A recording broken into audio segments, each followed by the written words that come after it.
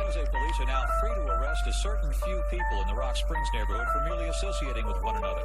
It's the result of a lawsuit filed by the city that appears to have reversed the neighborhood's descent into drugs, robberies, and murder. They say that paper can't stop a bullet, but paper, in this case in the form of the city's lawsuit, does seem to be having a positive effect. Tag en lille tår, hvad vil de gøre for en slurk? Stop med at spille hård, men den tår, den gør ondt. Den viste mig vejen, men vi går. Hvis du forstår, det handler ikke om at spille cool, men her vi står. Ingen de vil have deres vilje, selvom vi går få. Vi er stærke, vi falder ikke, vi kender modgang. Vi bliver aldrig små, vi er få. Men vi er stolte, ingen lakar i ejde. Du ved hvordan vi holder. Vi drikker, men har ingen penge. Vi lever livet sover sjældent i sengen. Når vi drikker whisky, hælder op, lader skåle et sidste glas, tænder op, vi når det hele.